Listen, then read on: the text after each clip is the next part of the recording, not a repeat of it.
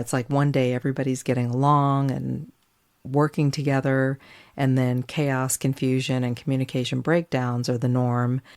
Hey, Survivor. Welcome to episode 134 of the Vibrant Survivor podcast. Today we're talking about casualties of narcissistic and toxic relationships. These are the other relationships that you lose as a result of things going sideways and south in your primary relationship. And we'll get into how to identify, navigate, and heal from these tricky situations. But first, let's self-regulate with a 4-for-8 breathing exercise, if you'd like. We'll inhale for 4, hold for 4, and exhale for 8. Ready? Inhale, 2, 3, 4. Hold, 2, 3, 4. Exhale, 2, 3, 4, 5, 6, 7, 8. What do you notice in your body? Grab your notebook and pen, and let's dig in. Hey, Survivor. Welcome to the Vibrant Survivor podcast. Do you want to disconnect from a narcissistic or toxic situation and heal? Are you Googling how to identify a narcissist, narcissistic abuse, and boundaries? Are you feeling stressed and lonely while trying to avoid being sucked back in and lied to again? Hey, I'm Lesley. As a busy wife and mom, I fell for the lies and manipulations of narcissists. I wasted my time, talents, and money on users who kept moving the goalposts. I wanted real relationships and business opportunities and to enjoy life with my family. Instead, I struggled with anxiety, panic attacks, and insomnia, and I couldn't trust my body or anybody until I took a holistic approach to healing. In this podcast, you'll find tips for healthy living, trauma healing, and boundaries so that you'll have the freedom, confidence, and inner peace to respond, not react, after narcissistic abuse. Take a deep breath in, let it out slowly, and just relax. This time's for you. Recently, I was chatting with a friend about what happens when a group that you're a part of, or a crew, or depending on the nature of the relationship, has been swayed, influenced, even poisoned by a narcissistic or toxic individual. And I've been there, been through it, and anytime it happens, it's sad, it's devastating. And I was part of a collaborative group that really didn't know each other. We were kind of brought together by the narcissistic or toxic individual. And so there wasn't that depth or closeness of relationship. But I think even if the relationship is a close one, that can be even more hurtful. But the narcissistic individual planted themselves in the center of everything and really manipulated everyone individually and collectively. And there was a lot of triangulation, future faking that happened. It was really sad because, everybody was nice enough and, supporting one another for the time that we were engaged with one another, expressing interest, all passionate about the same things and pleasant, supportive, etc., and even expressed interest in getting to know one another better.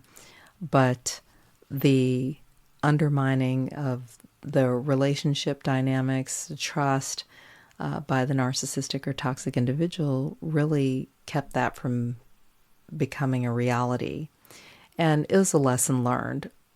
But it's just sad when that happens, and especially if you had a close relationship with the other members of the group or crew. Maybe you introduced the narcissistic or toxic individual to the others that were part of the group or crew. So that can be especially devastating when things go sideways or south. In my case, things weren't working. Like there was a lot of future faking, lying, manipulation, just a lot of weird dynamics, and things weren't materializing. That was the future faking, and eventually people were walking away, leaving, and then getting smeared afterwards. And that became like a pattern that revealed itself over time. It's like one day everybody's getting along and working together, and then chaos, confusion, and communication breakdowns are the norm. And it can be stressful when you're in it and trying to reconcile and navigate all of it, like what's going on. And especially if the narcissistic or toxic individual has inserted themselves and established themselves enough to gain everyone's trust and to keep everyone separate or create separation among them. So either way, very destructive, very sad. And these moments can feel like a betrayal because they are. And they can at the same time reveal a lot to you, and they can be a blessing in your life if you allow it to be. Here are 3 things to know and do when the narcissist poisons your crew. 1, it's not about you, it's about control. Narcissistic or toxic individuals use triangulation and smear campaigns a lot to isolate you and others and to protect their false narrative. And when you're in it, it's hard for you to be able to see that. So you got to have some patience and give yourself some grace on that front. And abusers will often manipulate people, say, who are closest to their target to create confusion and undermine trust.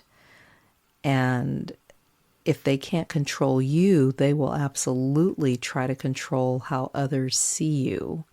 And sometimes they'll work both. And I experienced this in the collaborative group where, everybody was kept separate and we were triangulated against each other. And the people who either figured out and walked away or who were kicked out of the group because they were kind of figuring things out or piecing things together were getting smeared. And this was all in an attempt to keep the narrative, the false narrative, intact by the narcissistic or toxic individual and to get their needs met. And it's sad. And a lot of times, because it's so chaotic and confusing, and the narcissistic or toxic individual can be very charming, very convincing. They've had a lot of practice lying.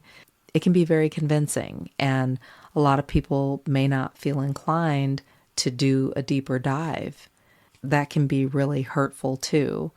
So in response, don't chase clarity with people who aren't looking for it or asking for it.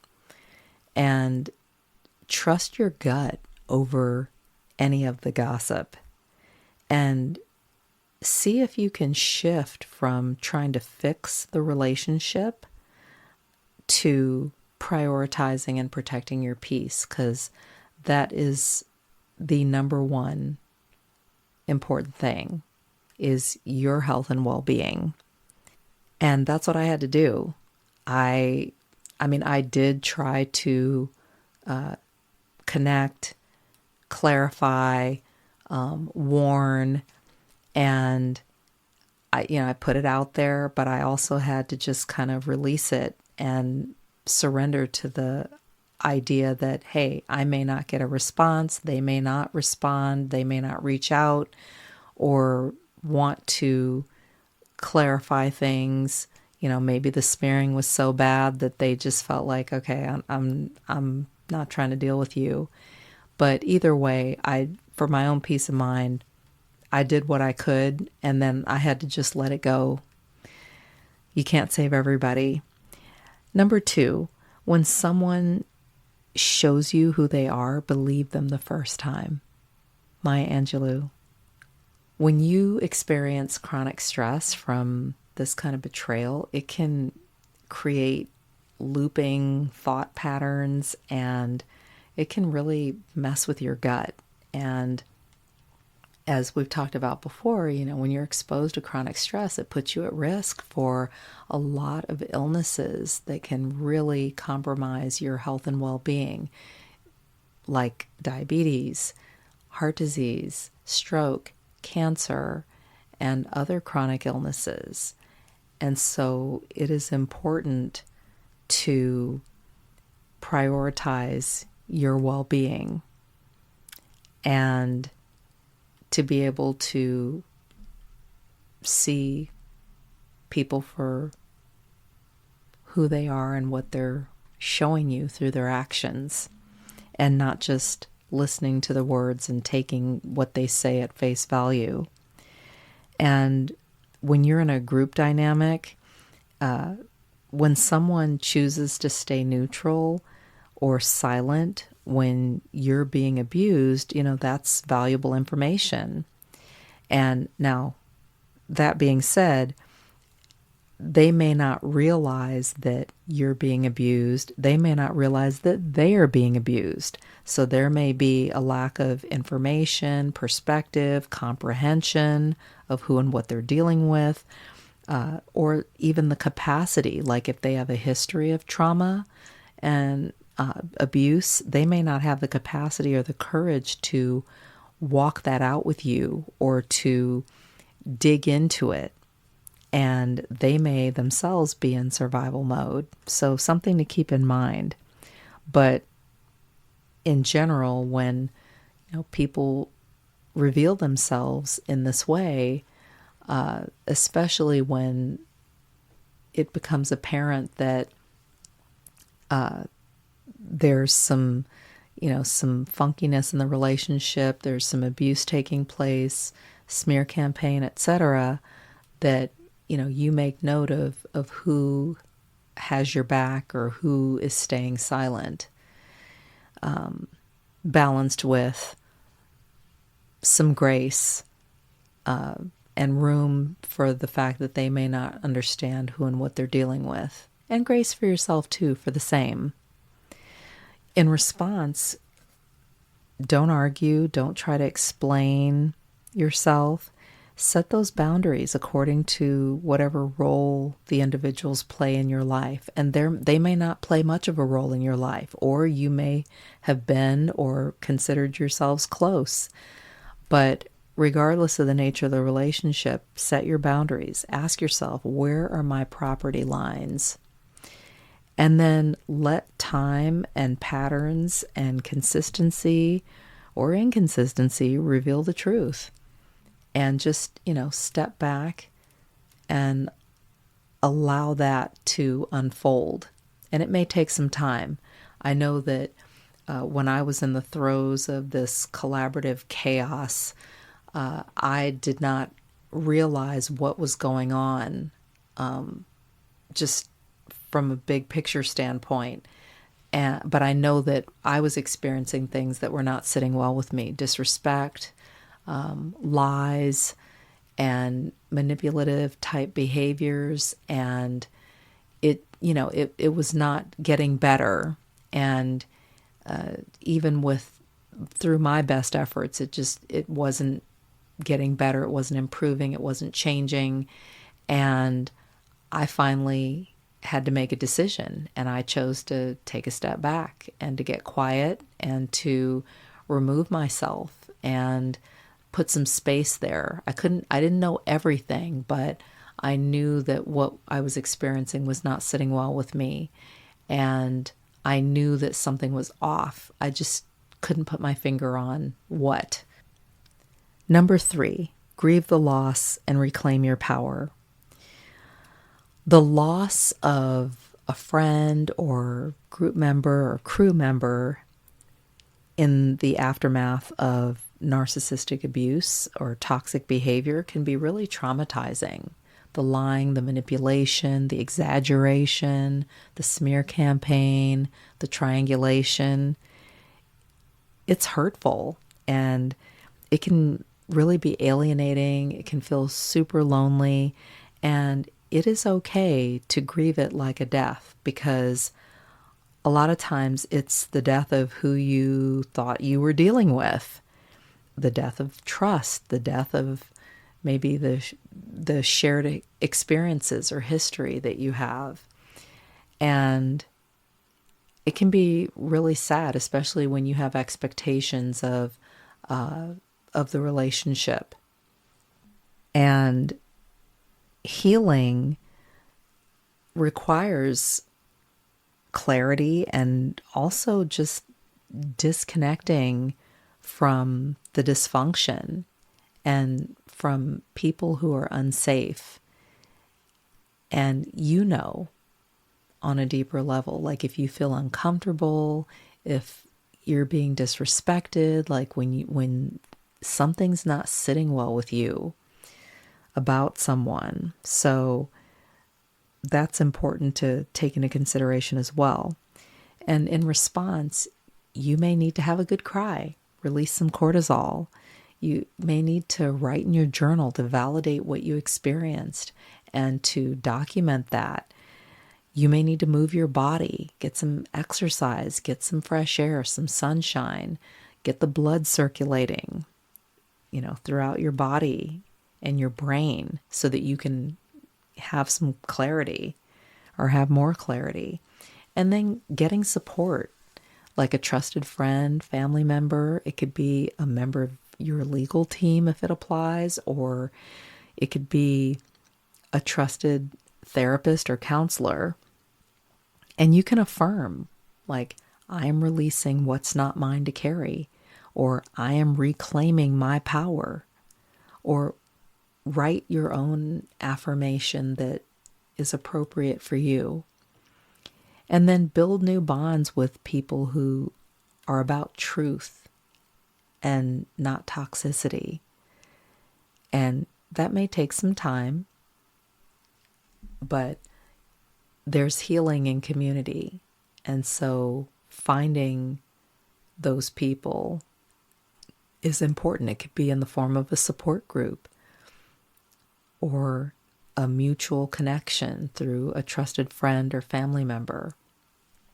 Regardless, be gentle with yourself, have patience, give yourself a lot of grace, and give others grace too in the process. Relationships in general can be really challenging, and the loneliness epidemic is real.